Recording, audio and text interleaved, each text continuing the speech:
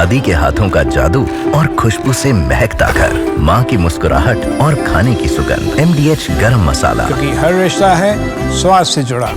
आज इजराइल और ईरान युद्ध का 7वां दिन है। ईरानी हमलों से आज फिर इजराइल के 7 शहरों में बड़ी तबाही मची। आज भी ईरान ने 30 से ज्यादा बैलिस्टिक मिसाइलें इजराइल पर दागी। इन मिसाइलों ने नागरिक ठिकानों के अलावा अस्पतालों को भी अपना निशाना बनाया। ईरान ने सबसे बड़ा हमला इजराइल के सोरोका अस्पताल पे किया। इसके बाद अस्पतालों में भगदड़ मच गई। लोग जान बचाने के लिए बंकरों की तरफ भागने लगे। हालांकि इजराइल के हमले में ईरान को ज्यादा नुकसान हुआ है। अब तक ईरान के 700 से ज्यादा लोग मारे गए हैं, जबकि इजराइल में मौत का आंकड़ा 100 के आसपास है। ईरान के परमाणु केंद्र को इजराइल निशाना बनाने की तैयारी में है। उसने अलर्ट भी जारी किया है। इस बीच अमेरिका से भी एक और बड़ी खबर आई। कल पाकिस्तान के फील्ड मार्शल और उनके army chief Asim Munir white house में राष्ट्रपति ट्रंप से मिले। दोनों के बीच बैठक हुई, लंच हुआ। ट्रंप ने मुनीर को जो ये लंच कराया वो ऐसे वक्त पर हुआ है जब ईरान और इजराइल के बीच तनाव चरम पर है। वहीं दूसरी तरफ इस जंग में 2.5 घंटे बाद बड़ा मोड़ आ सकता है, क्योंकि अमेरिका के इस जंग में शामिल होने को लेकर बड़ा फैसला होने वाला है। तो क्या जो मुलाकात आसिम मुनीर और डोनाल्ड ट्रंप के बीच में हुई है वो इसी वॉर प्लान को फाइनल टचेस देने के लिए था, यानी कि आखिरी फैसला होने से पहले क्या आसिम मुनीर को बुला करके प्लान में शामिल किया गया है?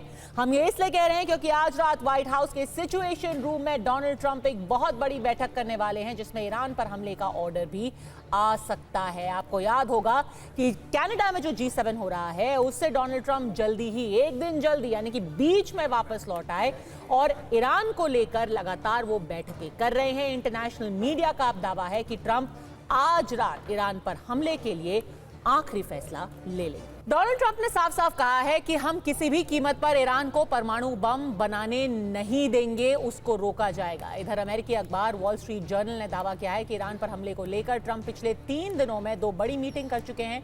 दोनों मीटिंग व्हाइट हाउस के सिचुएशन रूम में हुई है। पहली मीटिंग 80 से 90 मिनट तक चली, जबकि दूसरी भी 60 मिनट से ज्यादा चली। इस दौरान पेंटागन के अधिकारियों ने ट्रंप को हमले से जुड़े सारे पहलू और फैक्ट्स बताए।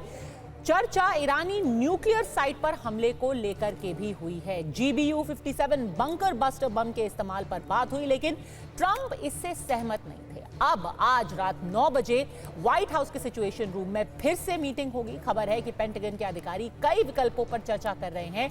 आज रात सिचुएशन रूम में टैक्टिकल न्यूक्लियर बम के इस्तेमाल पर भी चर्चा हो सकती है। हालांकि अब तक ये विकल्प डोनाल्ड ट्रंप के सामने नहीं रखा गया है, लेकिन फिर भी इस पर आज चर्चा हो सकती है।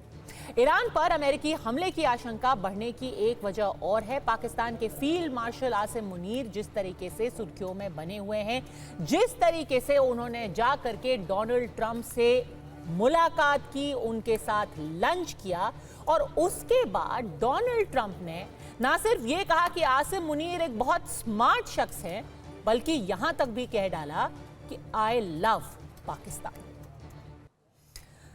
तो ऐसे में आगे के सवाल है बिल्कुल सीधे, क्या ईरान को लेकर अमेरिका और पाकिस्तान के बीच में कोई डील हो गई है? क्या आज रात ही डोनाल्ड ट्रंप ईरान पर हमले के लिए अंतिम फैसला लेंगे और क्या इस हमले में खुद अमेरिका भी शामिल होगा? दादी के हाथों का जादू और खुशबू से महकता घर, माँ की मुस्कुराहट और खाने की सुगंध। MDH गरम मसाला, क्योंकि हर रिश्ता है स्वाद से जुड़ा।